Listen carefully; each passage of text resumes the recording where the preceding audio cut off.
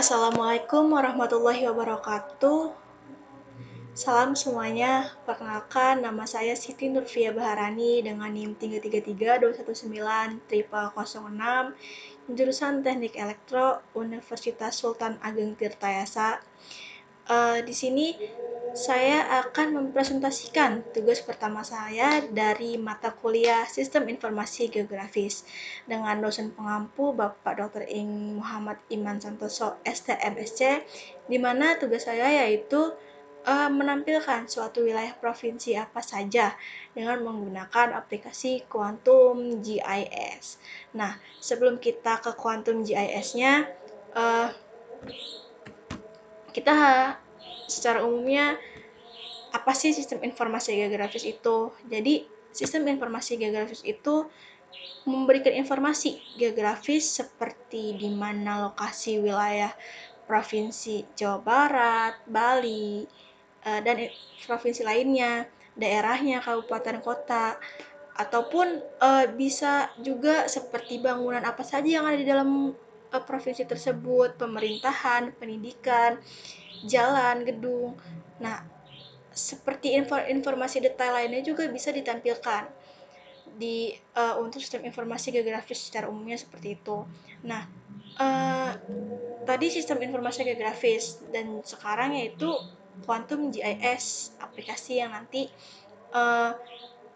open source, software open source yang bakal merealisasikan informasi-informasi yang kita butuhkan, di mana Quantum GIS ini memiliki fitur dasar ya, yaitu menampilkan data, vektor, raster, bisa dalam berbagai macam format, salah satunya itu SHP. Nah, Quantum GIS ini juga bisa melakukan pemetaan, pengolahan data, bahkan bisa membuat, merubah, dan juga mengekspor data spasial dari suatu provinsi ataupun yang lainnya gitu. Itu untuk Quantum GIS sendiri. Nah, langsung saja kita menuju ke aplikasi Quantum GIS-nya. Sebelumnya kita harus mendownload dulu provinsi mana yang akan kita lihat data-datanya. Kita bisa men-search aja di Google ya dengan download provinsi Jawa Barat SHP, format SHP gitu. Nah, karena di sini saya sudah memiliki data dari Yogyakarta. Kita cari saja di mana tempat menyimpan datanya. Kebetulan saya menyimpan di data D. Kita buka di datanya Yogyakarta. Kita drag saja ke sini. Nah, di sini sudah terlihat bagaimana dari bentukan kota Yogyakarta. Karena di sini belum ada label di setiap daerahnya, kita akan menampilkan dari label-label setiap wilayahnya dengan cara kita balik ke layers. Di sini sebelum kita menampilkan label, kita lihat dulu. Kita buka atribut apa saja yang ada, datanya. Nah, di sini kita bisa melihat ada name object setiap wilayahnya. Kita bisa menampilkan name objeknya. Di sini kita bisa klik kanan, properties. Kita menuju ke label ya. Karena di sini tidak tertampil labelnya. Karena di sini no label, maka kita alihkan ke single label. Nah, di sini di value-nya kita arahkan ke name object seperti yang tadi di open attribute. Nah, di sini bisa mengatur warna tulisannya, kita mau warna apa. Di sini saya mau warna hitam saja. Oke. Apply. Nah, kita bisa melihat nama wilayah di setiap kota Yogyakarta. Setelah itu, kita bisa lihat nih di sini semua wilayahnya memiliki warna yang sama, rata ya. Kita juga bisa memberi warna yang berbeda di setiap wilayahnya. Dengan cara tadi sama, klik kanan, simbolnya kita kategoriskan, lalu di sini kita pilih color ramp-nya. Kalau remnya bebas, di sini banyak. Tapi di sini saya akan menggunakan yang spektral. Dengan value-nya kita arahkan ke name object. Apply. Oke. Nah, di sini kita classify. Nah, muncul warna yang berbeda di setiap wilayahnya. Lalu selain administrasi, kita bisa menampilkan di sini banyak ya datanya. Kita bisa menampilkan bangunan. Kita contoh di sini bangunan. Nah, bisa tertampil bangunan, pemerintah, lalu pendidikan. Ini bisa kita tampilkan data yang kita inginkan. Kita balik ke layer.